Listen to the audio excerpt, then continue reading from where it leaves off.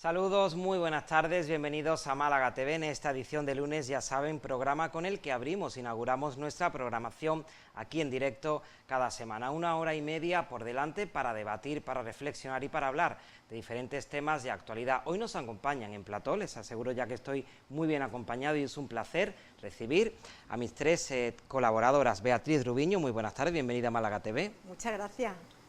A Mar González, también la saludamos y le damos la bienvenida. Buenas tardes, Mar. Muchas gracias y buenas tardes a todas. Y a Asun Vives, también un placer tenerte aquí en Málaga TV. Bienvenida. Muy buenas tardes, gracias. Con ella vamos a debatir muchos asuntos de actualidad que en el sumario a continuación les mostramos.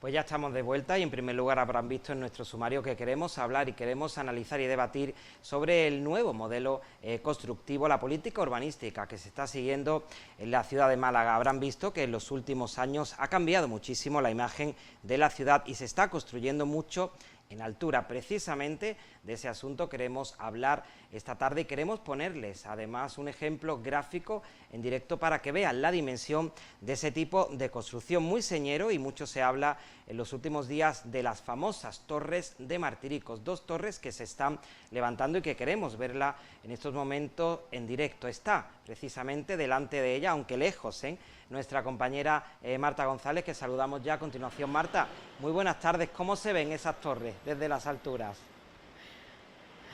Hola, buenas tardes David, buenas tardes para todas las personas que nos están siguiendo. Bueno, es verdad que estamos en altura, es verdad que estamos lejos, pero ya veis que aquí de fondo pues se ven estupendamente estas dos torres de más de 100 metros de altura que albergarán viviendas tanto de venta como de alquiler, como también hoteles, locales comerciales y aparcamientos.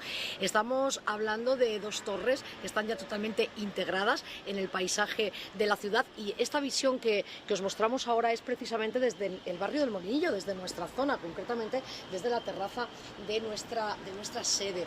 Hay que comentar que la torre sur de 106 metros de altura va a albergar 252 pisos en venta, de los que ya se han reservado sobre plano más del 70%.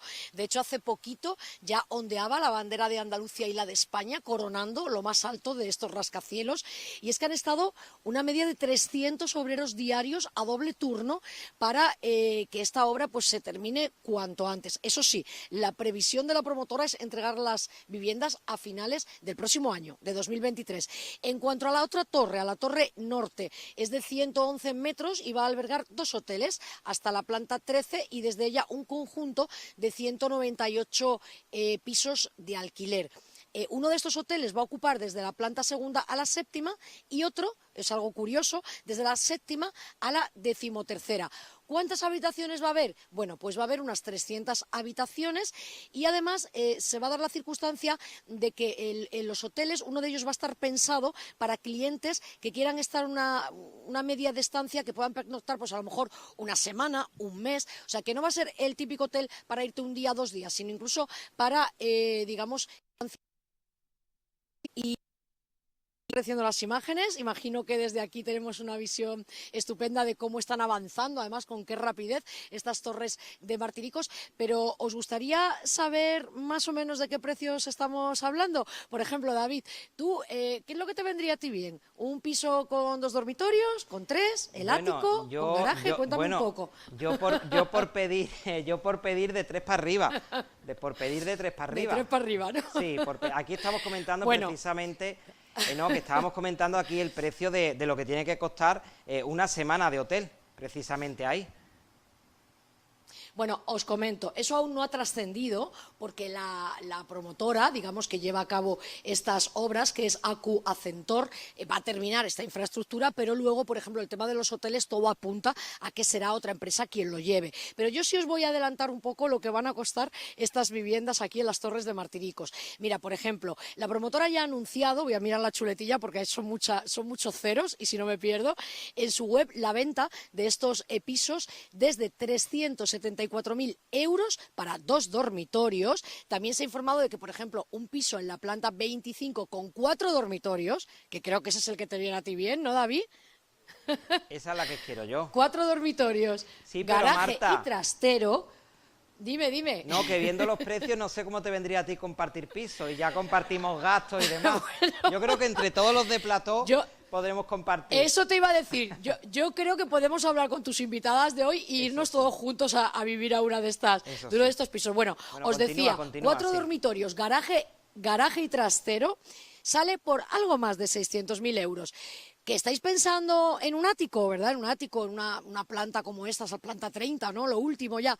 Pues los precios todavía no han trascendido. Y yo digo que será por algo, ¿no? Cuando todavía no se sabe los precios que van a tener en los áticos. Pero bueno, en cualquier caso, bromas aparte, lo cierto es que, como bien decías al inicio del programa, pues desde el Ayuntamiento de Málaga se ha apostado por este tipo de edificaciones, no solo esta aquí en el barrio de Martiricos, sino en muchos otros barrios de la ciudad.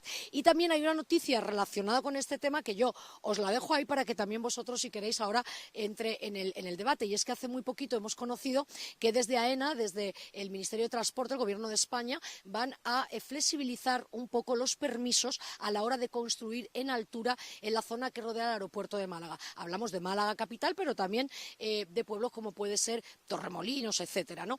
¿Por qué se hace esto? Porque Aviación Civil pedía muchísimos permisos y eso estaba lastrando un poco el crecimiento, por ejemplo, del PTA o de la universidad. Eso es una buena noticia, ya sabemos que por ahí va a seguir creciendo la ciudad, pero en cualquier caso, sí está sobre la mesa que Málaga va a ser con De la Torre la Málaga de las Torres. Hasta luego, compañeros. Marta, muchísimas gracias. Yo me voy a hacer número porque a esto hay que sumarle además el IVA, que creo que es el 21%.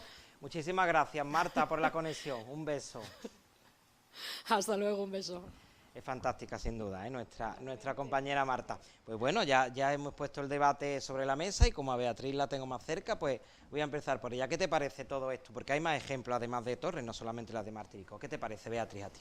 Una aberración urbanística y además me viene a la cabeza aquello de poderoso caballero es don dinero. Al final, ¿quién se puede permitir un tipo de vivienda como esta? Y yo con esto, sobre todo con el problema que tienen muchas de las personas que nos están viendo ahora mismo en PTV, el gravísimo problema habitacional que tiene esta ciudad, una ciudad que no creo que deba experimentar ni sufrir este tipo de crecimiento desaforado. Yo misma vivo en Churriana, que es una barriada donde precisamente estamos muy afectados por el aeropuerto en cuanto a esos permisos, pero donde siempre ha habido un desarrollo urbanístico muy acorde con los vecinos y con las vecinas, y lo primero que he visto al llegar al barrio han sido las torres, y lo primero que también se me viene a la cabeza es esa aberración urbanística que acaba convirtiendo a nuestra ciudad prácticamente en un parque temático para millonarios, cuando lo que deberíamos hacer de Málaga es una ciudad amable, agradable, amigable, teniendo en cuenta que se han ido de nuestra ciudad en el último año, se han ido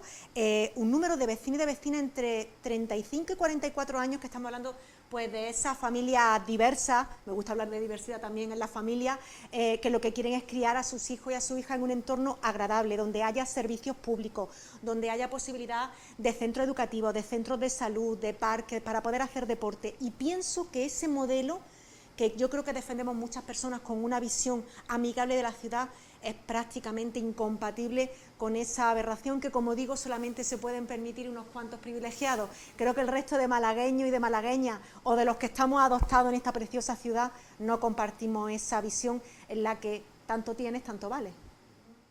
Un modelo urbanístico que yo creo que a Mar le encanta, ¿no? Sí, con todas mis ganas. No, la cuestión es que el señor Francisco de las Torres, que llevaba tanto tiempo amenazando con que esto iba a pasar, ¿no? Ya la gente lo está materializando y lo está viendo. Y me uno también a las palabras de mi compañera Beatriz, porque es una aberración, pero también es una aberración al paisaje, ¿no? Que de hecho hay legislación europea en cuanto a la contaminación del paisaje. A mí me encantaba el concepto de Málaga arropada por los montes de Málaga. Y ahora ves el río y ves aquello y tú dices, todo como muy artificial. Es el ejemplo de un modelo de ciudad que vive de espaldas a las necesidades de su ciudadanía. Porque, ahí voy a corregir, no es que se han ido, es que los ha expulsado el modelo de ciudad. No es que de repente, porque, oye, siempre está la libertad de las familias de querer vivir en las afueras o en ciudades con menos prisas, con lo típico, ¿no? de los ritmos de la ciudad. El problema es que las expulsan porque no hay alquileres. Cuando me hablas de estas cifras, de estas cantidades, de estos pisos, no creo que conozcamos a mucha gente que pudiera permitírselo. Conocemos uno o dos, ¿no? Si acaso, pero que se nos venga. Pero no es el ejemplo de una ciudad sostenible. Además, creo que también aquí hay que poner en valor lo que han dicho los bomberos, el Real Cuerpo de Bomberos de Málaga, del Ayuntamiento de Málaga, que no van a llegar con las escalas. ¿Qué pasa cuando hay un incendio en cierta planta, que yo creo que por encima de la 8ª, 9ª, ya tienen dificultades con las escalas? A mí esto lo que me lleva a pensar es que necesitamos un cambio en el modelo de ciudad, que sea acogedora con la diversidad, pero no con la diversidad, no tanto como algo que nos enriquezca, ¿no? La diversidad, sino tanto como con la inclusividad, con que no obliguemos a gente a quedarse fuera. Tenemos una oportunidad el próximo mayo y yo espero que estemos poniéndole todas muchas ganas para que esto cambie. Asun, ¿cómo lo ves tú? ¿Cuál es tu opinión? Pues, perdón, yo estoy totalmente de acuerdo con las compañeras. A mí no me parece esperpento, a mí me parece horroroso lo que Urbanismo ha hecho ahí en Málaga. Parece que han plantado como 2 pinos, ¿no? Han hecho, ¡clac! Aquí tenéis 2 pinos y la ciudad queda horrorosa, no. Lo siguiente, mi opinión, esta Málaga tenía que seguir, como yo dije en su momento en otro debate, con sus fachadas antiguas, pero por dentro quizás pues moderno. Es como el hotel que han hecho, lo que pasa no sé el nombre de la calle, me puedo situar, justo detrás del mercado de Atarazana. El Hotel de Moneo, la antigua mundial. Es que no se ve nada, no, tú das el giro con el coche y no se ve el mercado de Atarazana, no se ve absolutamente nada. Y ahora que han puesto esas torres ahí, y ahora mi pregunta es, ¿qué va a hacer al final el señor don Francisco de las Torres, como tú bien has dicho, Mar, con el hotel que quiere plantar también al final del dique, en el puerto? Claro. Sí. ¿Lo conseguirá? ¿No lo conseguirá? ¿Tendremos otra torre? Es que además una cosa que a mí me preocupa especialmente, y como muy bien ha matizado Mar, esas 5.000 personas en una edad para construir ciudad que se marchan fuera, que son expulsadas pues a otras poblaciones del cinturón cercano a Málaga. Se me está viniendo a la cabeza Cártama, por ejemplo. Pero a mí me preocupa especialmente que no se esté apostando por la vivienda de protección oficial. Lo que se está apostando en Málaga de VPO, estamos hablando de pisos que valen 294.000 euros en Teatino. Eso también es absolutamente inalcanzable para una familia, para una pareja, para una persona que vive sola, que se quiere independizar, y tenemos un problema gravísimo de acceso a la vivienda por parte de nuestros jóvenes, de esas personas que incluso pueden estar trabajando, que probablemente tengan un salario precario, pero que incluso no teniéndolo no hay alternativa habitacional. Si nos metemos ya en el tema de los alquileres, morimos directamente, pero que no haya ese modelo de vivienda de protección oficial y que hoy, después de 11 meses, se haya sacado el bono joven de alquiler por parte de la Junta de Andalucía, cuando hay muchas comunidades autónomas que lo están ya poniendo en marcha, que se está cobrando, y encima con la sorpresa en el Boja de que el primero que llega, el primero que se lo lleva, me parece otra aberración. Yo creo que ese no es el modelo que tenemos que seguir, ni en la Junta de Andalucía, ni aquí en la ciudad de Málaga, que como bien has dicho, Mar, es esa ciudad acogedora que tenía los montes de Málaga, pero que al mismo tiempo ese mar que ha hecho siempre de nuestra ciudad, pues, como me pasa a mí, que soy una granaína de nacimiento y Boquerona de adopción, pues una ciudad en la que te apetece vivir, pero que cada vez te dan menos ganas porque no hay servicios, no hay infraestructura y al final todo lo marca lo que tú tienes en el sobre todo porque ya no la reconoces. Exacto. Es decir, ya hay mucha gente que nos dice que no le apetece pasear por el centro porque no ve nada de identidad de nuestra Málaga. Y luego en la línea de lo que estaba comentando Beatriz, de los alquileres, está la ley de vivienda que se va a aprobar en el Estado, que ha dicho el alcalde que no se va a aplicar y la Junta de Andalucía también ha dicho que no se va a aplicar. Porque yo creo que al final lo estamos confundiendo. Es que ese es su modelo. Sí. No es porque le esté saliendo mal el modelo, es que este es el éxito de su modelo, en el que salimos, en el que no se gobierna para responder a las necesidades de la gran mayoría de tu ciudadanía, sino para responder a las necesidades, pues, de los grandes inversores, ¿no? Como por ejemplo ahora que están celebrando la implantación de Google aquí en Málaga. Oye, eso no es malo per se, ni es malo per se una torre, es simplemente teniendo que leer todo el contexto. Lo de Google no es malo. ¿Qué es malo? Que en realidad están negándose a sí mismos. Y quiero explicar. Que Google haya venido aquí es porque se ha hecho una inversión previa en infraestructuras no solamente de comunicación, sino de telecomunicaciones, ¿vale? Hacemos de polo de recepción de todo lo que viene del Atlántico. Todo eso se ha hecho con dinero público.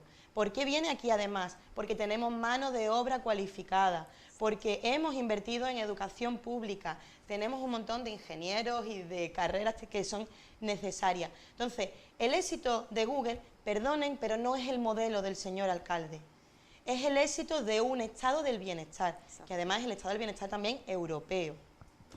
Totalmente de acuerdo. Y además una cosa que has dicho muy interesante con respecto a la ley de la vivienda.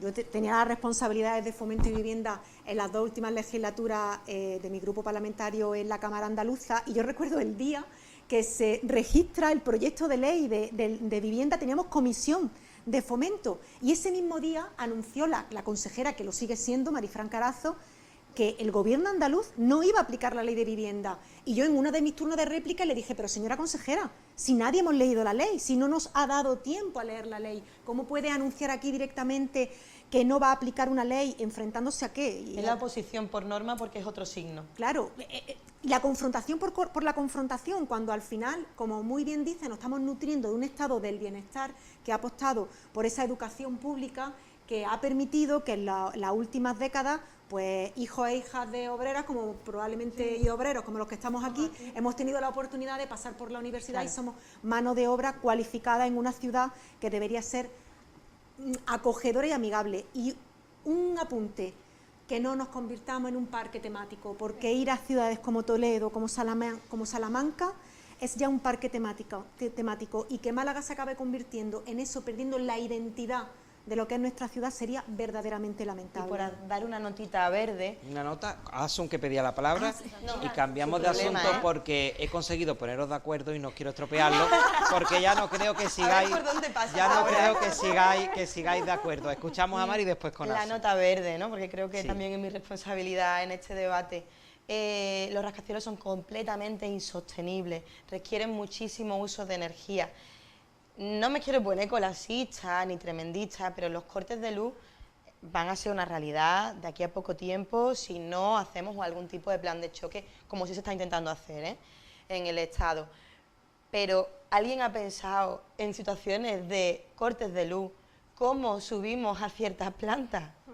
Es que hay que pensar en eso, es que hay que pensarlo. Y va en contra del plan Alicia, ¿no? Del plan Alicia, que como hace esta corporación de gobierno, que lo aprueba todo porque después pasa de aplicarlo, pues el plan Alicia dice que primero es que está en zona inundable, es decir, está en los márgenes del río.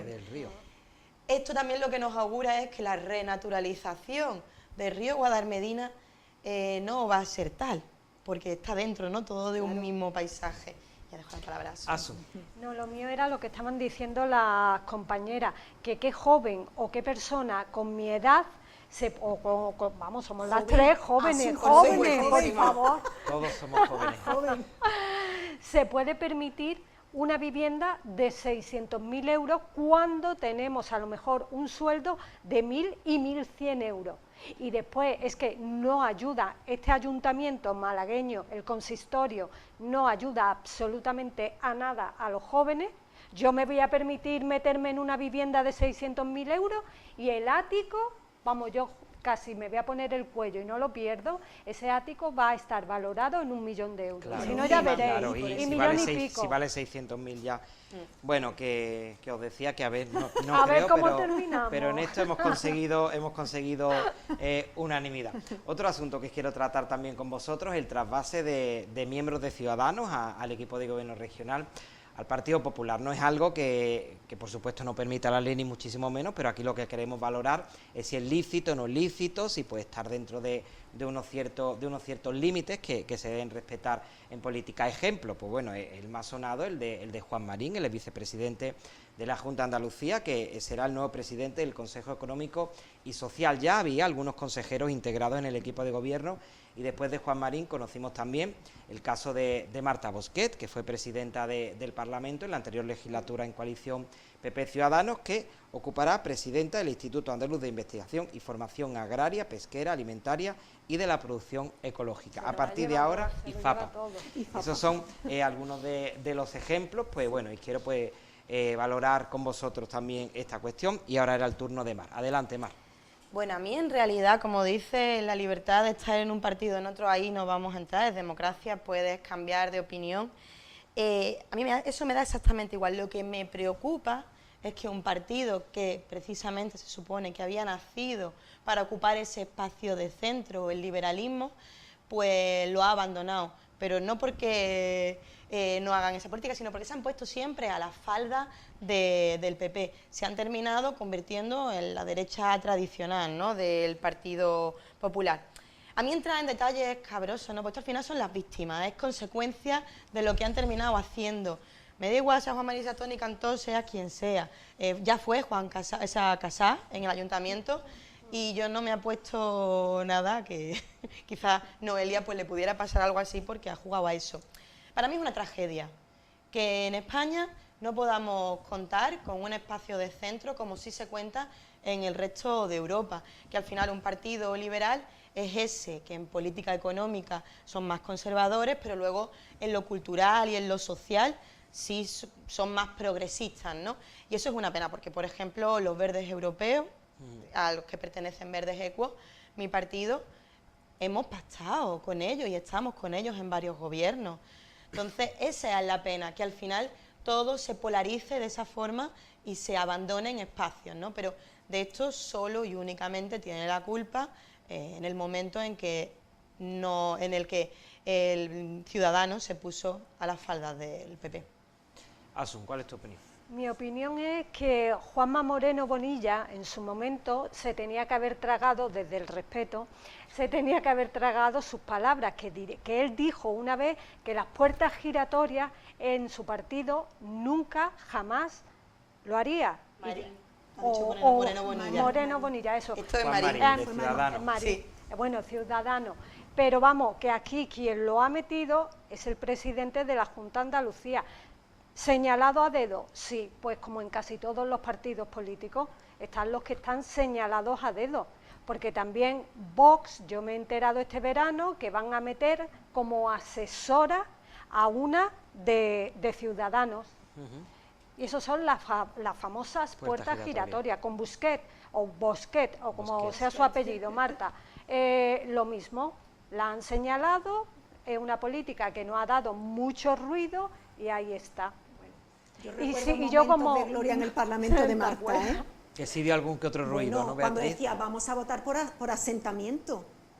Por asentamiento, eso decía, sí, tomen su escaño, y nosotros decíamos, bueno, vamos a cogerlo. Ha tenido momentos memorables, Bueno, ¿no? y el momento mi relación con ella es buena, ¿eh? ¿No? del flotador de Juan Sí. Marín, que hizo un tremendo ridículo, ¿no? Sí. Pero es lo que digo, al final si queremos mantener un espacio político digno, europeo, que creo que es donde tenemos que ir, ¿no? Incluso con una derecha europea, que también se pueda dialogar con ella, que se pueda llegar a acuerdos. Yo voy a obviar estas cositas y tenemos que mirar hacia adelante, y ese espacio, por desgracia, a veces lo está ocupando el Partido Socialista. Queda la opinión de Beatriz al respecto. Yo siempre digo una cosa, que en la vida y en política, ética y estética. Puede ser lícito, pero desde mi punto de vista no es ni ético ni estético, sobre todo cuando tú has caído en una flagrante contradicción, tú lo has dicho muy bien. Yo he escuchado durante 2 legislaturas, que es cuando entra Ciudadanos en el año 15 y ahora sale expulsado prácticamente en el año 22 del Parlamento de Andalucía, después de haber tenido 21 diputados a quedarse en nada. Les he escuchado por activa y por pasiva lo de las puertas giratorias, efectivamente. Pues al final lo que ha hecho el Partido Popular, de forma pues muy inteligente y muy astuta, ha sido una OPA no hostil a los diputados y diputadas de Ciudadanos, que evidentemente están ocupando cargos que son de libre designación, es decir, lo que vulgarmente conocemos como cargos a dedo, ¿no? Desde ser Juan Marín presidente del Consejo Económico y Social y que tengamos que tragarnos sus palabras de que es que no es un puesto político, perdona, no es un puesto político. Marta Bosquet va al IFAPA y nos venden que es que era la portavoz de Ciudadanos en la 10ª legislatura de Agricultura. Es como decir, yo es que pasé por la puerta del colegio y me hice profesora, ¿no? O Sergio Romero, o Teresa Pardo, que se le llenaba la boca en los debates diciendo es que yo vengo de la sociedad civil. Pero chica, ¿de dónde venimos los demás? ¿De Marte? Todos venimos de una trayectoria anterior que puede ser de la política, en mi caso no era así, pero es que cuando personalizamos, y coincido contigo, al final se pierde la esencia del debate. Y es que efectivamente esa centralidad que tenía que haber ocupado Ciudadanos, la pierde cuando Albert Rivera, después de haber conseguido 50 diputados en el Congreso, diciendo que va a luchar contra los nacionalismos polarizantes, pues lo que hace es precisamente provocar una repetición de las elecciones, de tal manera que Pedro Sánchez al final acaba pactando con Podemos y acaba pactando también con esos nacionalismos. Si tú te contradices respecto a cuál es el germen, la semilla de tu propio nacimiento, tú ya has perdido tu razón de ser. Y ahí Moreno Bonilla pues ha sido muy listo, el moderado Moreno Bonilla le ha hecho una OPA hostil y se ha quedado con todo Ciudadanos, absolutamente en descomposición. Y yo recuerdo esas primeras comisiones en las que los diputados de Ciudadanos se partían el pecho por los consejeros y consejeras del Partido Popular, y yo le decía, déjate de ir, que cuando avancemos la legislatura te darás cuenta que el Partido Popular es uno y Ciudadanos es otro. Y Juan Marín al final lo que ha hecho es que ha vendido a Ciudadanos, o mejor dicho, creo que ha regalado a Ciudadanos, y al final los únicos que han salido beneficiados son los que ahora tienen el puestecito. Han sido neoliberales porque han entendido que el mercado manda. Sí. Y a ellos les han comprado bien y ya está. Asu, ¿qué más? Sigo diciendo lo mismo. Bueno, yo Pedro Sánchez que haya pactado con nacionalistas y con terroristas, a mí eso me tiene matada, perdóname, Beatriz. ¿Terroristas? Sí, con terroristas. Sí, sí. No sé. Es que además como bueno, ya no con hay Bildu, terroristas, con Bildu, es que con se ha Bildu. disuelto. Se ha Igual no lo disuelto. sabe. Bueno, no hay quizá bandas no me, terroristas. bueno, que no haya bandas terroristas no quiera decir que no haya existido ese terrorismo, pero que yo Pedro, pero que yo Pedro Sánchez, a lo que tú has dicho, antes de llegar a pactar con estas personas, ¿qué hace? ¿Va a unas terceras elecciones, a unas cuartas, a unas quintas? No sé, y Beatriz, perdemos la gobernabilidad del país. Es que lo vuelvo a decir, Albert Rivera tuvo en su mano el poder conseguir un gobierno, pues que hubiese sido, como tú bien lo has dicho, un pacto con liberales. No, porque es que tú estás hablando, porque tú estás hablando de Bildu, y Bildu es una coalición de partidos, es una coalición de partidos en la que hay muchos diputados que absolutamente nada tienen que ver con la etapa en la que ETA evidentemente mataba. Además, se la ha juzgado, está en la cárcel, lo habrán cumplido su...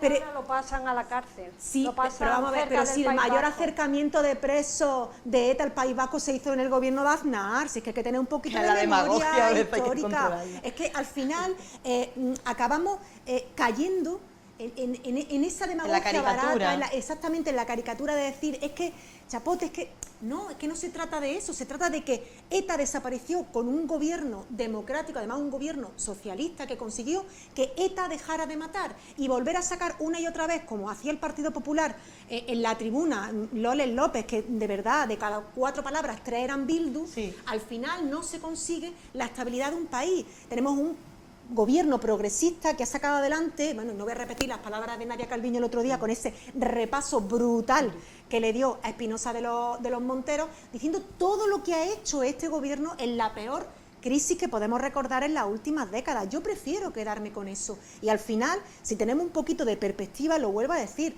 Albert Rivera vende, regala a Ciudadanos el día que dice con Pedro Sánchez no. Sí. Pues creo que estaba ahora vendiendo unos cursos de máster de liderazgo. Digo, pues hijo, con ese liderazgo que tú tienes, no sé yo quién se va a matricular en el máster de liderazgo de Albert Rivera. A mí desde luego confianza no me genera. Entonces, si yo digo que los independentistas catalanes, que yo tengo familia catalana, están en el Congreso también, me vaya a llevar la contraria. Es que ser independentista no es ilegal. No, estamos en democracia. Claro. Estamos en democracia. Además, otra cosa, las mayores concesiones que se le ha hecho en este país, precisamente a Cataluña, ha sido con los gobiernos de derecha, que polarizan totalmente el debate. Cuando ha gobernado el Partido Popular en este país, tanto con Aznar como con Rajoy, ha sido precisamente cuando más se ha polarizado la opinión pública en Cataluña, cuando más se ha exacerbado el sentimiento nacionalista y cuando ocurrió toda la situación del Estatut de Cataluña. Es que, ya digo, tenemos que tener un poquito de perspectiva y ser independentista no es ni bueno ni malo. Claro, todo va a depender de quién lo observe. Es una opción y evidentemente los independentistas, ojo también con los vascos, que eso sí que saben hacer las cosas bien, eso sí que saben arrimar el ascua a su sardina, como decimos en esta tierra, pero realmente no es un delito ser independentista, más allá, bueno, de todo el tema del proceso, etcétera, por ejemplo, a mí, bueno, voy a poner un burdo ejemplo, yo soy muy andaluza y yo por las imágenes o por las televisiones que veo, yo no voy quemando contenedores, yo no voy armando follón, yo no voy haciendo un referéndum. ¿Me entiendes? Es lo que gente. Efectivamente. Es eso. Era ilegal, sí. Sí, es que esa es la parte ilegal, no el ser independentista. Ahí estamos, no que tú le preguntes. Digo, pero es que están allí, es que Pedro Sánchez, para estar donde está, ha pactado con esos señores. No, es que, a ver, yo creo que es un discurso excesivamente simplista y reduccionista. Es que tenemos que pensar que esas personas que pusieron en marcha un proceso con un referéndum ilegal están siendo juzgadas. Y lo vuelvo a decir, es que ser independentista, que ahora mismo parece ser que hay un 48-52 aproximadamente, la opinión pública en Cataluña, no es un delito. Pero es que como independentistas también estamos hablando del PNV, ¿no? Que lo vuelvo a decir, que cada vez que se suben a la tribuna del Congreso dan una lección de cómo negociar para su tierra. En fin, Beatriz, Marque, esta gente están ahí, la han puesto, están señaladitos. Que Marín tiene puesto el Marín tiene puesto. Como aquí hay que cumplir los tiempos en la tele, llega el momento de la publicidad, vamos a hacer una pequeñita pausa y después continuamos con más temas. Volvemos enseguida.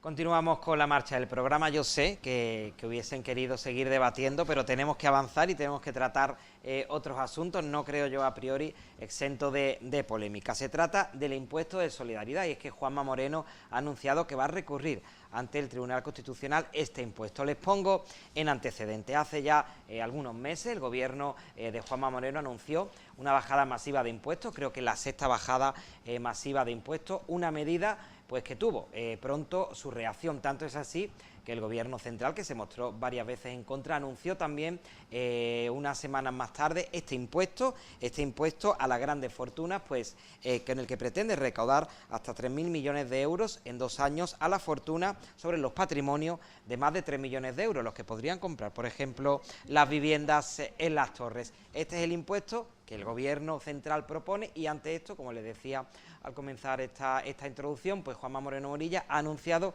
que va a recurrirlo. Esto tiene muchísimo más trasfondo detrás y que estoy ya pues con ganas de analizarlo con vosotras. Y ahora comenzaba Asun en primer lugar. Asun, ¿qué te parece que Juanma Moreno vaya a recurrir esta medida, este impuesto. Yo lo que he estado leyendo del impuesto de solidaridad, que hay quien, yo no, chicas, por favor, yo no,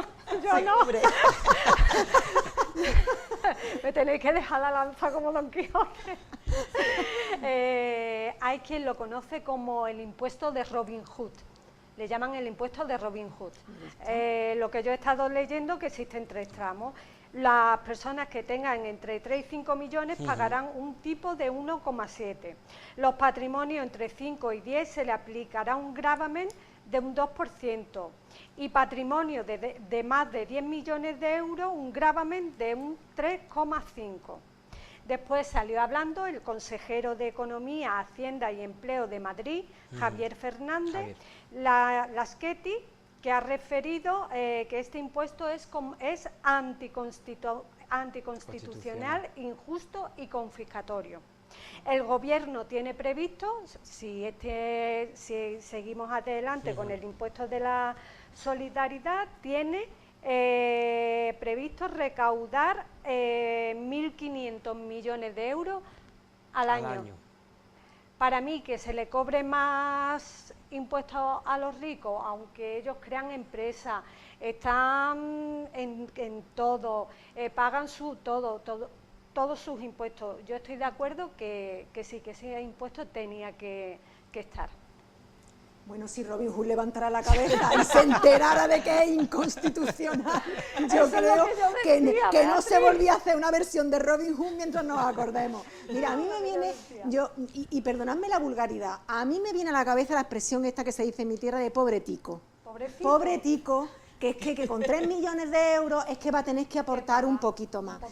A mí lo que me resulta verdaderamente chocante es que la solidaridad del Partido Popular es con los que más tienen, que son 23.000 personas en este país, tú lo has dicho muy bien, David, con las personas que se pueden permitir esos pisos en esas torres. Oye, que yo no estoy en contra, como hemos dicho siempre los socialistas, de que haya ricos, yo es que estoy en contra de que haya pobres.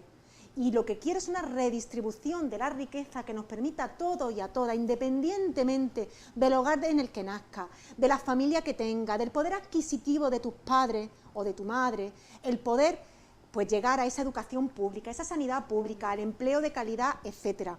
Y solidarizarse precisamente por parte de aquellos que más tienen, que tienen que aportar más, no me parece ni inconstitucional, ni confiscatorio, ni mucho menos injusto, porque lo vuelvo a decir, es que es el 0,1% de los españoles y españolas que viven en nuestro territorio. Y bueno, y de malagueños y malagueños no quiero saber el 0,000%, que yo creo de verdad que ninguno conocemos a nadie. Y después, ¿por qué lo va a recurrir el Partido Popular? Porque siempre recurre lo que suponga un avance social para la mayor parte de la población de esta tierra.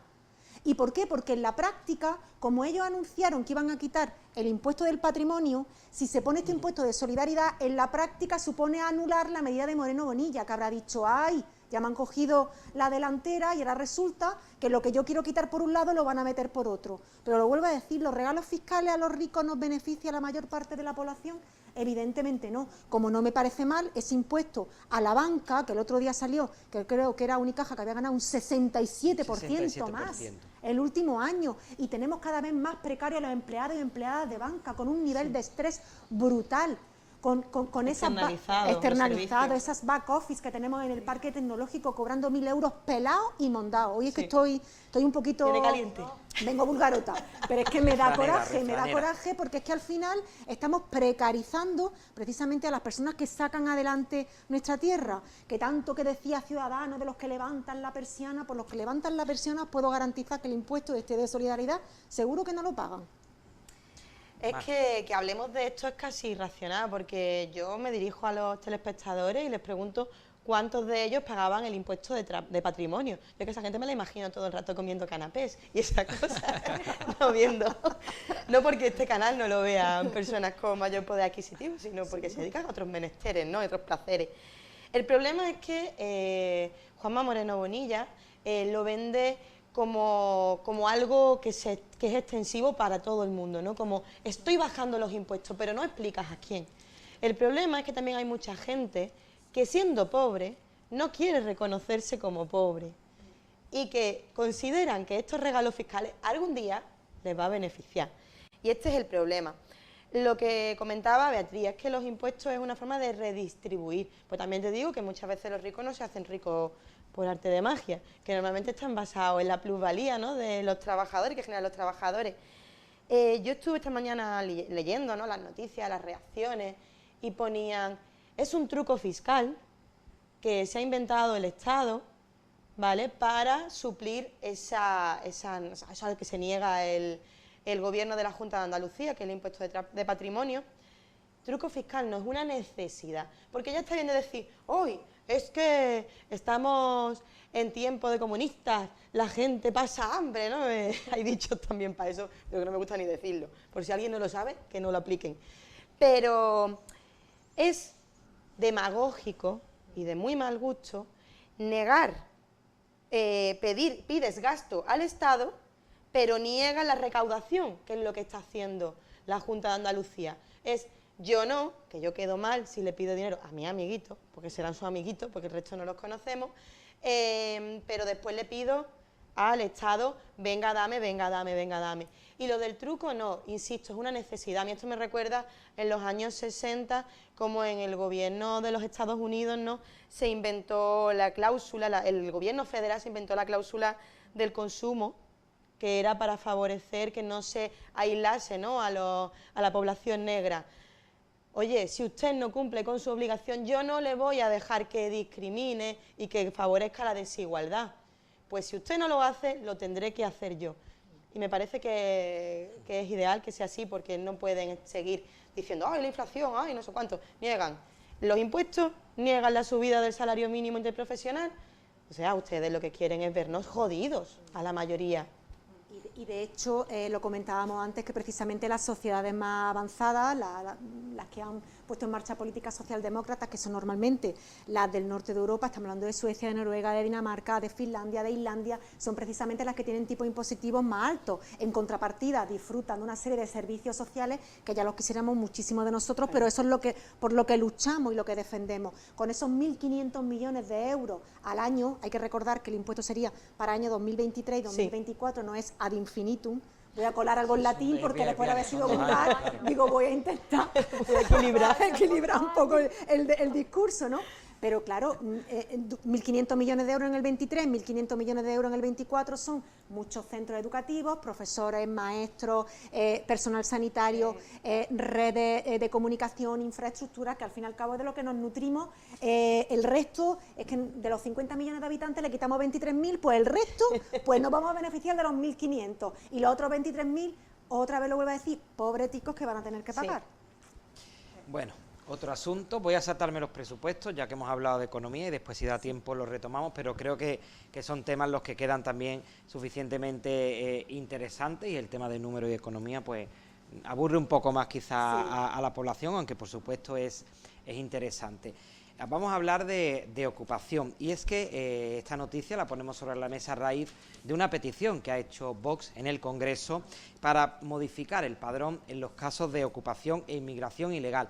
Les explico la idea del partido de Santiago Abascal. Actualmente, si tú te empadronas en un domicilio cuyo gente que la puede ocupar o inmigrantes pueden hacerlo, pues disfrutan de una serie de derechos que tiene la población. Lo que quiere el partido es impedir que se puedan empadronar en los domicilios donde residen para, por tanto, si han llegado al país de manera ilegal o si están ocupando una vivienda de manera ilegal, pues para que no se beneficien de esos servicios que nos beneficiamos el resto de la población.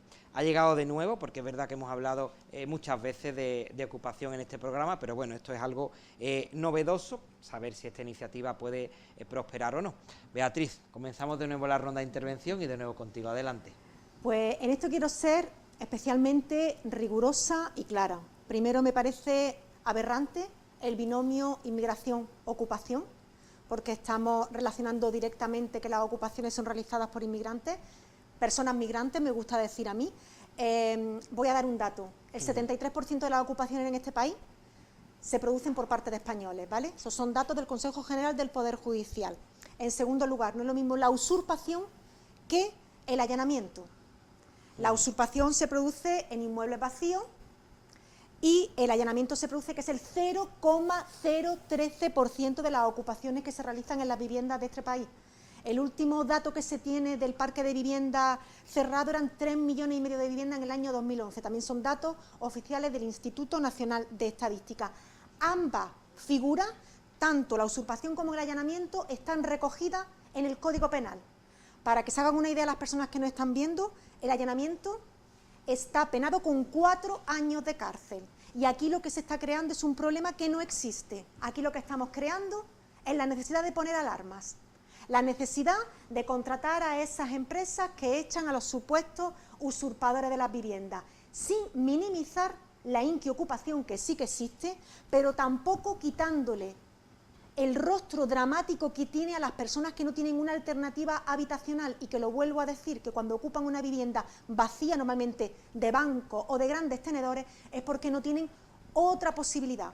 Y ya para dejarle espacio a mis compañeras... Y después tendrás un siguiente turno si quieres, claro. Hablábamos de modificar la ley de base de régimen local. Pero si es que el padrón, si a lo único que da derecho, en primer lugar, es a que la propia administración tenga controlada a las personas que están registradas. Tienen un control sobre esas personas. ¿Y a qué te da derecho un padrón? A una simple ayuda, a poder pedir la tarjeta de demanda de empleo. Por favor, menos demagogia. Esto no es un problema. El CIS dice que la ocupación de vivienda es el número 27 de las preocupaciones que tiene la población española.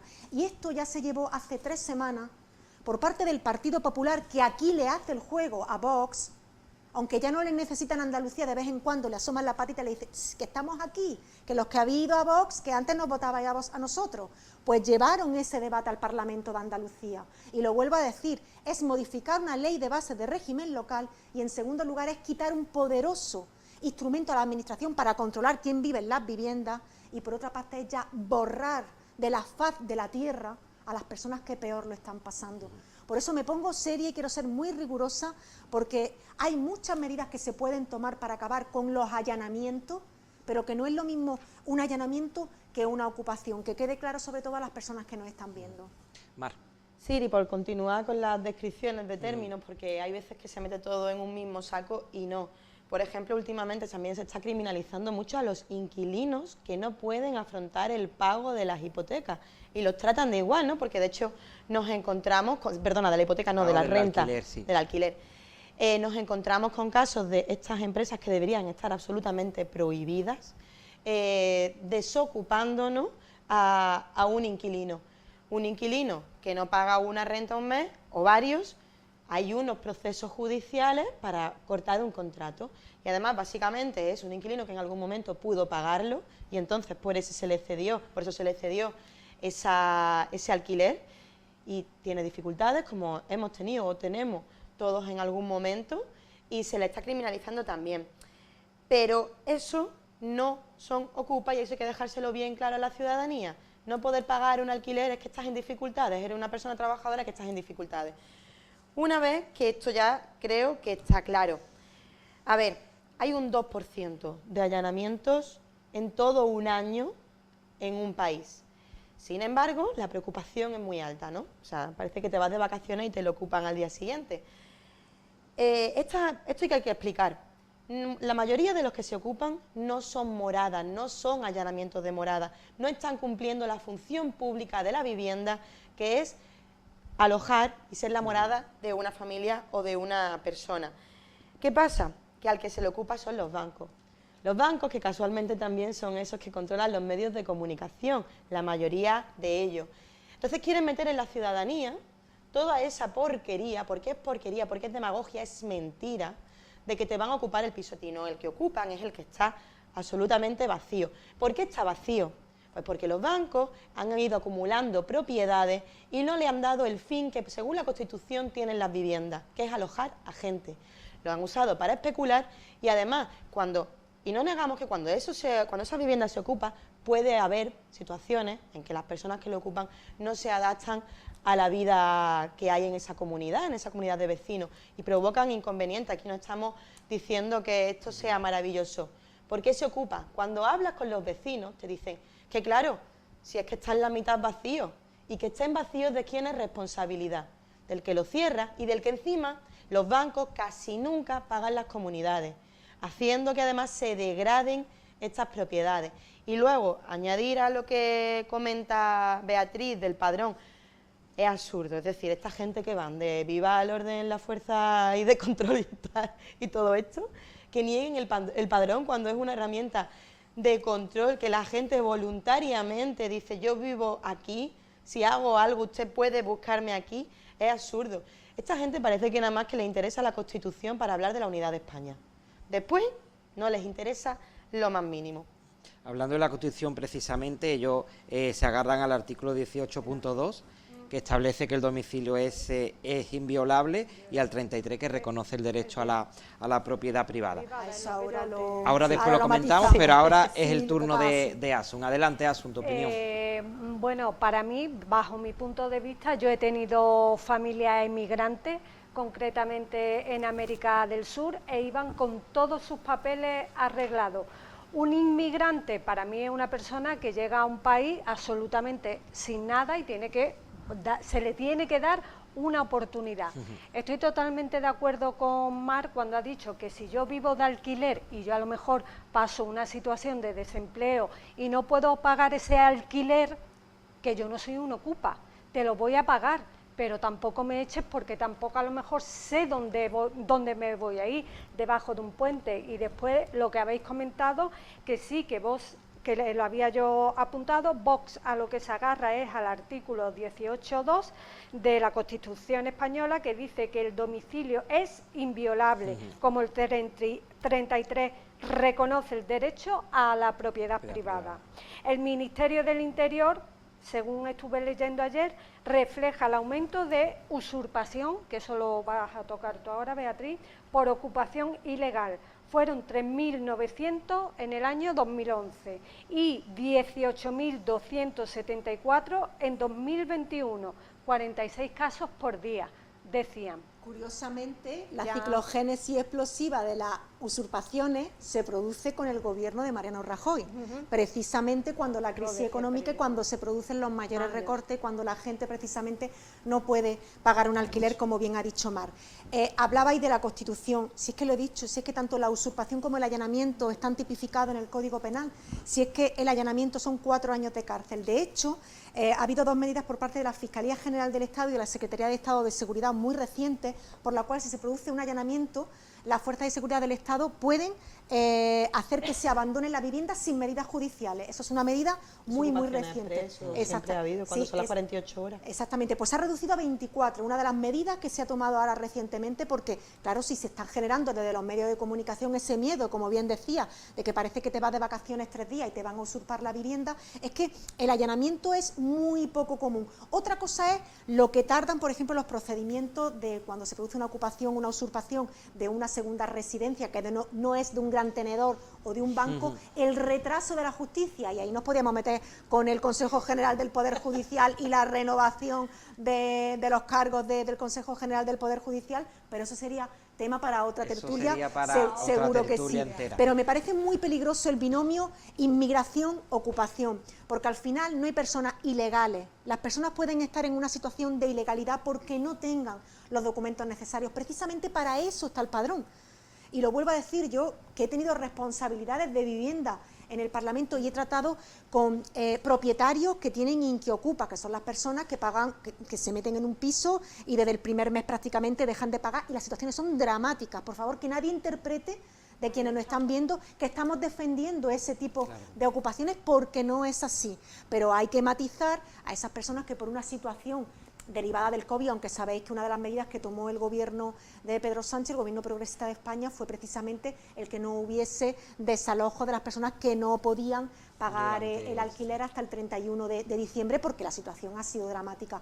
Pero que esos visos de dramatismo que se le están dando en los medios de comunicación, que hay programas de la mañana, que es que de verdad, todo el día conectando con una vivienda, y no sé si os acordáis que salió un juez que conectaron con él y le dio un repaso, no voy a decir el programa de la Televisión Nacional, que le dio un repaso diciendo las medidas, las leyes que se podían alegar y que se utilizaban precisamente para poder sacar a las personas que realizaban un allanamiento en una vivienda, y dejó a todo el plató pues con la cara desencajada, porque era un señor que sabía de lo que estaba hablando. Y aquí la demagogia no vale, y lo vuelvo a decir, el 73% de las ocupaciones las hacen españoles. Si vamos a hacer entonces una distinción en razón de la nacionalidad, me parece muy peligroso, porque al final delincuencia, violencia, ocupación con inmigración, al final creo que estamos generando pues, un caldo de cultivo bastante peligroso. Bueno, yo creo que la persona que ocupa, yo no me voy a meter en nacionalidades, yo creo que ahí tiene que haber de todo. Mi pregunta a ustedes dos, que estáis más metidas en el tema de la política, como tú sabes, Beatriz, yo me retiré hace muchos años. Pero ella tiene el gusanillo todavía, lo tiene. Yo os hago una pregunta como tú dices, como que vengo de Marte, como civil. ¿Qué pasa, por ejemplo, si ustedes, tú, ella, o yo misma, me voy de vacaciones 15 días y ahora vengo a los 15 días con mi familia y veo mi vivienda ocupada? ¿Qué hago? Cuando ese ocupa ya me da igual que sea español, marroquí, chino. ¿Qué hago? ¿Dónde voy cuando están más? Ellos tienen más derechos que yo misma. Es que es un allanamiento. ¿Qué derecho? Es que son 24 más derechos que es que uno. eso es un allanamiento, es que son 24 horas. Las fuerzas de seguridad del Estado ¿Los tienen tiene que sacar? Claro, Claro. Vale. claro, Me queda claro. Sin ser jurista, porque no es mi formación, pero antes eran 48 horas, como bien decía Mar, y ahora con esas medidas que se han ¿Son tomado 24? son 24. Sí.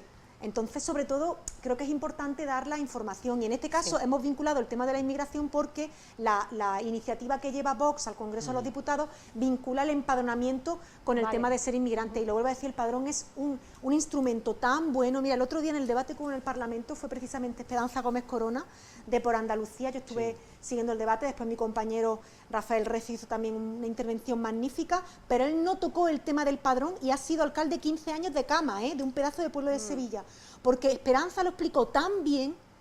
Decía, es que estamos quitándole a los ayuntamientos un instrumento poderosísimo para controlar a la gente que tiene en su municipio, y que después negarle el padrón a alguien es negarle ya su propia existencia, es Sobre todo borrarle. porque estás hablando en los términos que ellos quieren que les hablen, ¿no?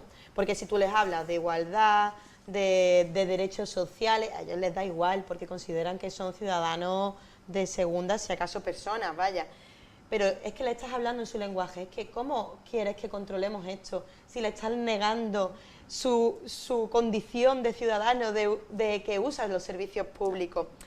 Porque es que, a ver, y aquí también creo que había un problema, y que ha habido demasiados partidos que le han seguido el juego a esto. Por ejemplo, el PSOE también llevó esta enmienda como si fuese un problema. Yo creo que no tenemos que jugarle nada a esto. ¿Una enmienda a qué? Llevó que fuesen las desocupaciones express, que se diesen lo que acabas de comentar, sí, que vale, se vale, redujese. Estamos haciéndole el juego. Pensaba que era el padrón. Estamos haciéndole el juego a la derecha, como si esto fuese un problema de importancia nacional, cuando no lo es. Lo que es un problema de importancia nacional es la necesidad habitacional de la gente. Mientras hablamos de esto, no estamos hablando de lo realmente importante, que es cómo el libre mercado ha hecho que no se respondan a las necesidades habitacionales. ¿Algo más? ¿O queréis avanzar a eso? ¿Ha quedado algo en el tintero? No.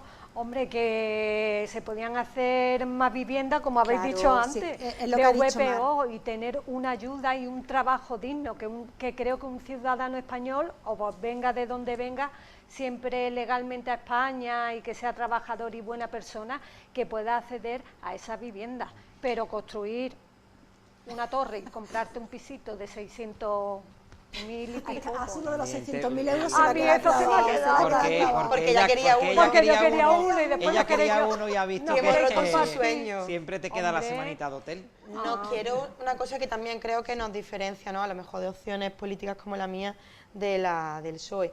Por ejemplo, nosotros no queremos que se construyan más viviendas. Es que no hace falta más viviendas. Lo que queremos es que las viviendas que tienen los bancos cerrados se les fría a impuestos. Porque si no vamos a hablar de comunismo, no estoy diciendo esto es expropiese, no estoy diciendo expropiese. Estoy diciendo que si el banco tiene miles de viviendas cerradas en Málaga, porque te paseas con vecinos de los barrios y te pueden ir así, aquí hay 4, aquí hay 5, aquí hay no sé qué. Alucinas porque lo saben, porque está cerrado, está tapiado, tienen puestas las puertas estas de seguridad, y es que eso es lo que no se debe permitir. Un ayuntamiento tiene la posibilidad de revertir esto. ¿Cómo? Poniendo un IBI a las viviendas que no son de primera, o sea, de primera vivienda, o que están en desuso, porque lo podrían poner en alquiler Pero ¿qué pasa? Que si ellos se guardan los alquileres, pues ya sabemos cómo funciona el mercado. Te guardas un montón de alquiler, entonces aumenta la demanda, la oferta se ha reducido y los precios son desorbitados. Si se pusiesen estas viviendas en uso, en alquiler, un gran problema de habitacional en Málaga se solucionaría. Y es el problema. Nunca vamos a pedir que se construya más porque creemos que no tiene que crecer más la ciudad. Lo que tiene es que convertirse en inclusiva, lo que ya hay. Y un matiz importante, tú has comentado antes, y es cierto, que los grandes tenedores para que nos entiendan lo que nos ven, son las personas que tienen al menos 10 propiedades, ¿no? Y después están los bancos.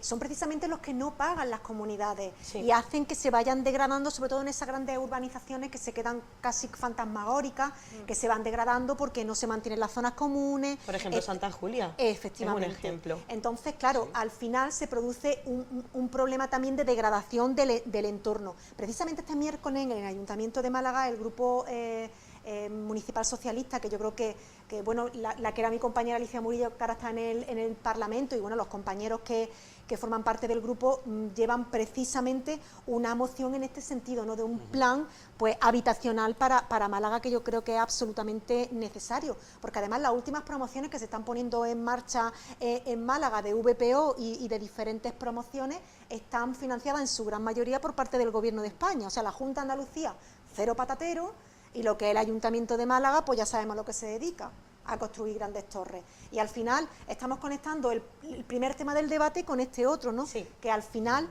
estamos convirtiendo nuestra ciudad pues en ese parque temático súper inaccesible para la gente que quiere vivir en esta ciudad. Otro asunto, si os parece, ya en esta última recta del programa. El Congreso amplía una semana más, ya es la segunda vez, el plazo de enmiendas a la ley trans hasta el próximo 2 de noviembre. Es una ley que se está tramitando y que está en ese periodo, en el periodo de que los distintos grupos políticos pues presenten sus enmiendas. Es una ley que tiene mucha polémica en los últimos tiempos, sobre todo porque hay discrepancias incluso hasta entre los propios partidos del gobierno, hasta entre ellos no consiguen ponerse de acuerdo. Yo les voy a hablar de algunos de los puntos de esta ley más polémicos y después ya entramos a desarrollarlo o en el debate que veáis necesario. Por ejemplo, la autodeterminación de género. Cualquier persona menor de 16 años, no es necesario ser mayor de edad, pues puede acudir, por ejemplo, al registro sin permiso de los padres a cambiarse el nombre. También contempla esta ley en el DNI que aparezcan reflejadas pues las personas no binarias, las que no se reconocen en ningún sexo, y bueno, no aparecerá en este caso ninguna letra en el DNI. También, por ejemplo, con respecto a la reproducción asistida, independientemente del sexo al que pertenezca, puedes tener derecho a este tratamiento pues a cargo de la Seguridad Social, y también el cambio de género en los menores, que también, si ellos lo deciden, pues pueden comenzar a hormonarse a la hora de decidir pues dar el paso a cambiar de género. ¿Qué os parece esta ley trans? Si queréis analizarla, y bueno, pues una nueva prórroga del gobierno que parece que va un poco pues paralizando el que llegue finalmente a materializarse. Mar, era tu turno ahora. Pues como bien dice, está generando ciertos disensos. He intentado, o sea, he leído la ley con detenimiento y creo que es bastante mejorable, porque hay dos cosas que se confunden. Confunde mucho, utiliza de manera indistinta el sexo y el género, cuando son dos términos completamente distintos. Para que nos entienda la gente que nos está viendo, sexo es lo biológico, es como nace, ¿no? Lo que se te asigna cuando nace, y luego el género es social. Entonces, todos estos errores creo que hay que ir perfilándolo. Es verdad que nos abre un nuevo mundo, que a lo mejor no hay respuestas todavía para cuando se aplique. Por eso creo que es mejorable, y que si se abren otras problemáticas, pues tendremos que encargarnos de solucionarlas pues con enmiendas y enriqueciendo, porque yo creo que además una ley así debe generar consenso. Dicho esto, una mujer trans es una mujer. O sea, y creo que además, y un hombre trans es un hombre, o sea, que no, ahí no vamos a tener ningún problema ni vamos a ser hazte oír. Se está generando mucha diferencia en colectivos feministas, y es una pena, porque el feminismo siempre ha estado súper unido, el feminismo es trans inclusivo, nunca se ha preguntado a una compañera qué se siente, con quién se acuesta ni nada. Entonces yo creo que tenemos que trabajar para que no se nos rompan las bases en las que hemos construido esta última ola del feminismo, que creo que además estos debates están introducidos a posta para separarnos, porque da mucho miedo que alcancemos la igualdad, ¿no? Hay mucha población que estaba muy feliz en el patriarcado. Asun. Bueno, yo de esta ley lo que veo mal es que un niño o una niña vaya a ¿cómo se dice?, al registro civil con 14 años a cambiarse el nombre, cuando hay que esperar a los 18 años, creo que a lo mejor puedo otra vez meter la pata, para votar en el país. Es una ley que creo que bajo mi punto de vista, pues como ha dicho ella, puede ser mejorable, pero vista así a la ciudadanía está bastante regular. Es una ley muy regular. Es una ley muy regular y que yo creo que la gente no entiende. No lo entiende. El hecho de que... Yo te estoy de acuerdo, cuesta que la gente la llegue a entender. Me ha hecho muy bien porque ha encuadrado el debate donde debe hacerse, que es la diferencia entre sexo y género. Sexo es, pues como bien ha dicho, el aparato de reproductor con el que nace, y el género es pues esos roles que se te asignan con el paso del tiempo. El autodeterminarte mujer, a mí desde luego no me parece de recibo, porque una persona que se autodetermine mujer, imaginaos por ejemplo un maltratador, hombre, que se autodetermina mujer y acaba en una cárcel de mujeres. Es que esa situación se puede dar. Es que la ley, por ejemplo, no habla de las veces que te puede reasignar el sexo. Es que, por ejemplo, el cambio de sexo en el deporte, ¿no? El hecho de que no te tengas que hormonar ni hacerte un tratamiento de carácter quirúrgico para ser mujer, autodeterminarte, mujer o también hombre, ¿no? Y después, una cosa que tú has dicho que me parece, que fíjate, yo pensaba que ahí íbamos a disentir, Mar, pero creo que esta vez estamos muy conectadas. Que esa gente que se sentía muy bien en el patriarcado, en esas ventajas que tenía tradicionalmente el varón por encima de la mujer, pues ahora que vean al feminismo muy unido, se han dado cuenta de que con esta ley pueden precisamente romper las bases de esa unión. Y volviendo al hecho original de esta temática, es precisamente que cualquier cosa que vaya a enriquecer el debate parlamentario a mí me parece positiva, vía enmiendas, vía comparecencia de agentes sociales. En este caso lo que se ha ampliado es la fase de las enmiendas, teniendo en cuenta que había una parte del Partido Socialista que pedía que se tramitara como ley orgánica y que además ha manifestado que se hurtaba buena parte del debate porque no se ha permitido la comparecencia de agentes sociales e incluso se ha obviado un informe del Consejo General del Poder Judicial.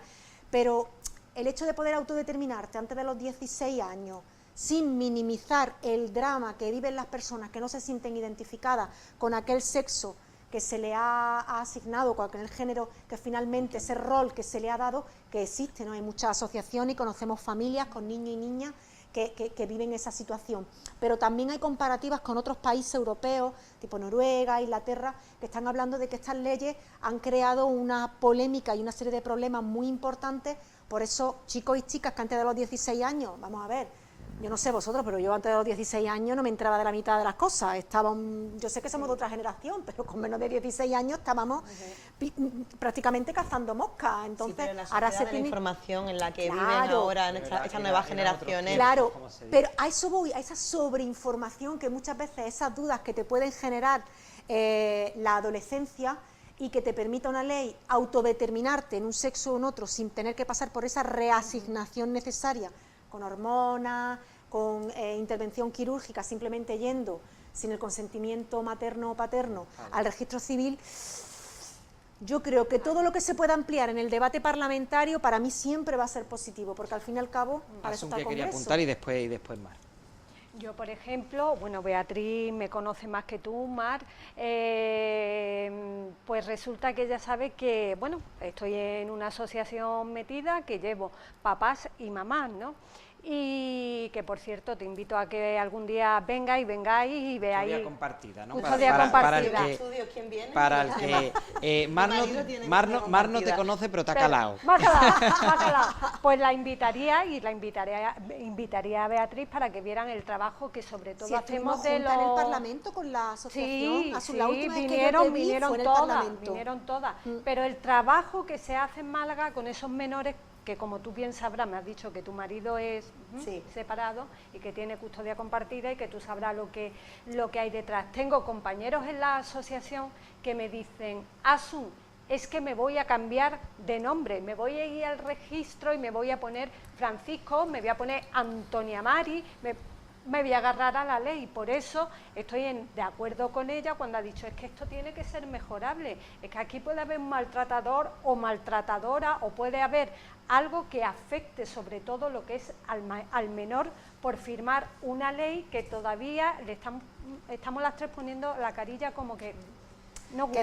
que es mejorable, que no porque gusta, que no... ya si de por sí ¿verdad, las leyes Beatriz? son difíciles de entender en muchas ocasiones, cuando tú hablas de sexo, de género, de autodeterminación, de reasignación de un sexo u otro, de disforia de género, pues realmente no es fácil de entender, y yo he tenido que leer mucho, y he tenido que leer la ley, he tenido que leer a compañeras feministas. De hecho, sabemos que Carmen Calvo, bueno, le cuesta prácticamente la salida del gobierno porque su posicionamiento es el del feminismo clásico, ¿no? Que la mujer es mujer por su sexo, sin marginar, por supuesto, a las mujeres trans, etcétera. Pero es una ley que, lo vuelvo a decir, manifiestamente mejorable, y estamos justo en el momento en el que se puede mejorar, que es vía enmienda. Es que para eso están los trámites parlamentarios, es que un texto se trabaja. Pero hay algunos asuntos que habéis estado nombrando, como por ejemplo es la diferenciación en sexo en competiciones deportivas o las cárceles. A todo eso se está trabajando en la respuesta, es decir, se abre un nuevo campo de posibilidades a los que hay que generar, para que no haya, como decimos, víctimas por el camino, ¿no? O mujeres que habrían ganado una competición, mujeres, me refiero, de sexo biológico desde el nacimiento, pues todo eso se va a ir corrigiendo. Es bueno que debatamos, que podamos tener diferencias entre nosotras. Yo creo que el feminismo tiene que salir más fuerte y no roto. Por eso creo que es importante que esta ley tenga el máximo consenso posible, porque lo que no quisiera es que esto se contemplase como una guerra, ¿no?, de las feministas y las personas trans o el colectivo queer, ¿no?, que también se dice.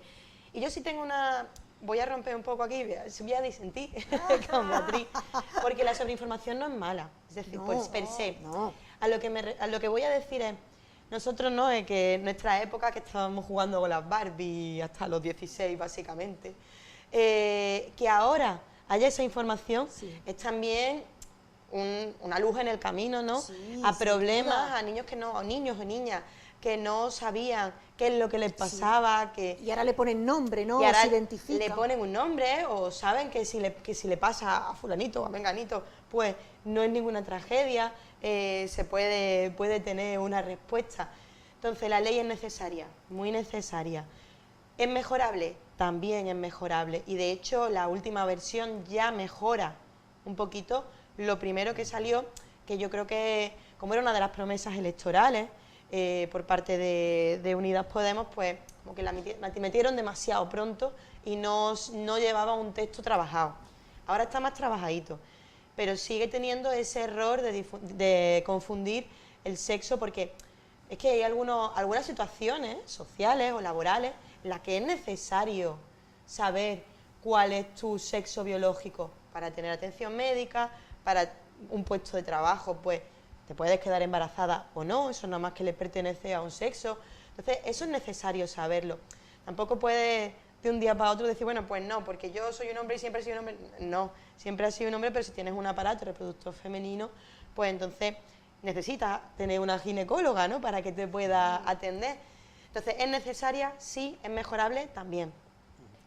El otro día leí una anécdota. Ay, me he colado, Asun. No, que iba a decir que también ustedes que sois política, tenéis más voz que, ¿verdad? Es que tenéis más voz pues que yo, que soy una ciudadana de Marte. La misma voz, la misma voz. Pero aquí las tres... El que menos habla es David, el que menos habla es David.